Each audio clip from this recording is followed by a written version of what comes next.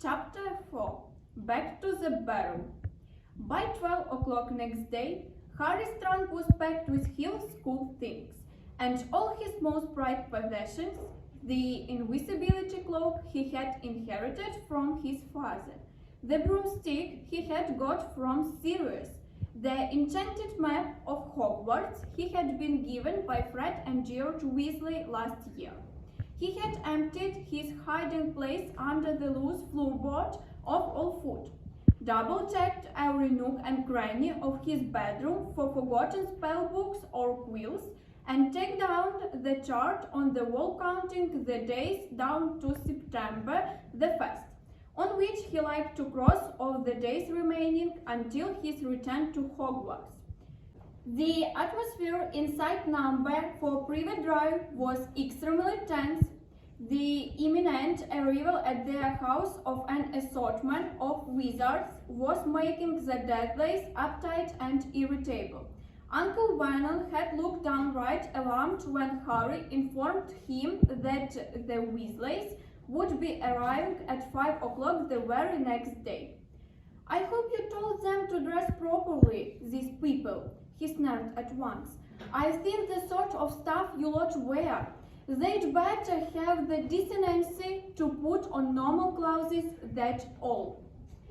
Harry felt a slight sense of foreboding.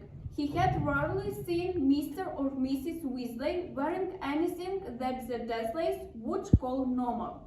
Their children might don Muggle clothing during the holidays, but Mr. or Miss and Mrs. Weasley usually wore long robes in varying states of shabbiness. Harry wasn't bothered about what the neighbors would think, but he was anxious about how rude the Dursleys might be to the Weasleys if they turned up looking like their worst idea of wizards. Uncle Vernon had put on his best suit. To some people this might have looked like a gesture of welcome, but Harry knew it was because Uncle Vernon wanted to look impressive and intimidating. Dudley, on the other hand, looked somehow diminished. This was not because the diet was at last taking effect, but due to fright. Dudley has emerged from his last encounter with a father-grown wizard with a curly pig's tail poking out of the seat of his trousers, and Aunt Petunia and Uncle Vernon had to pay for its removal at a private hospital in London. It wasn't altogether surprising, therefore, that Dudley kept running his hand nervously over his backside and walking sideways from room to room so as not to present the same target to the enemy. Lunch was an almost silent meal. Dudley didn't even protest at the food, cottage cheese and grated celery. Aunt Petunia wasn't eating anything at all.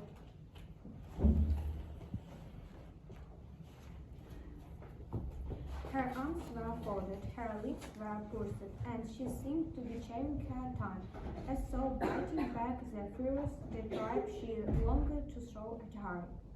"They will be driving, of course?" Uncle Vernon barked across the table. "Here," said Harry. He hadn't thought of that. How were the Weasley going to pick him up? They didn't have a car anymore.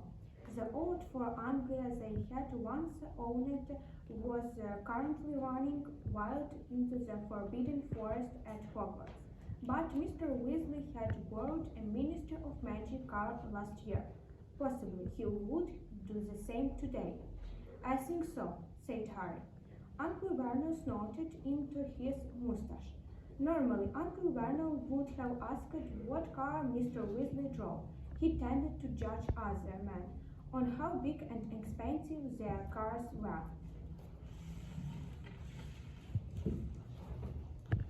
But Harry doubted whether Uncle Vernon would have taken to Mr. Weasley even if he drove a Ferrari.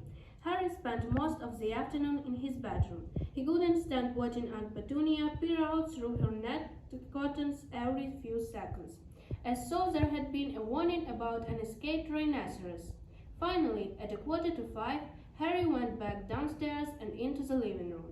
Aunt Petunia was compulsively straightening cushions.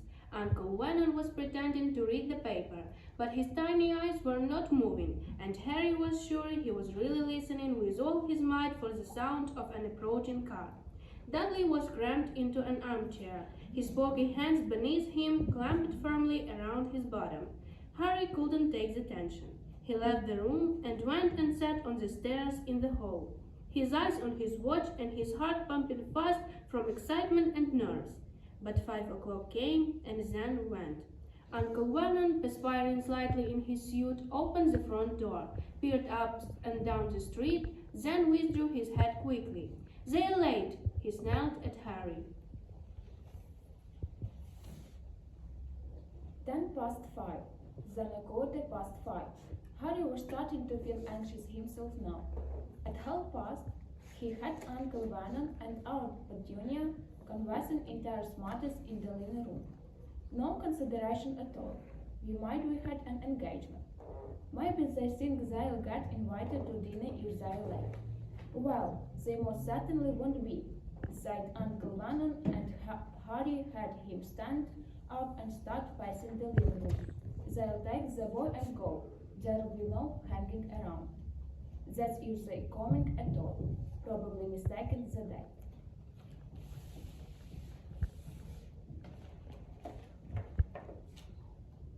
I dare say they can't do that much so by punctuality.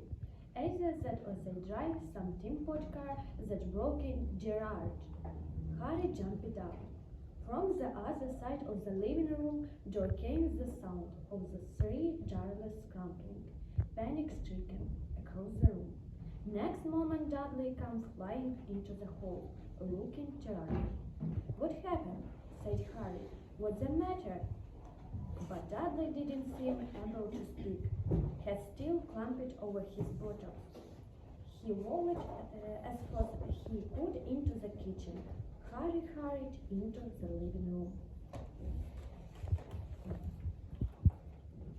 Loud banging and scraping were coming from behind the doorless border-up fireplace, which had a fake coal fire plugged in front of it.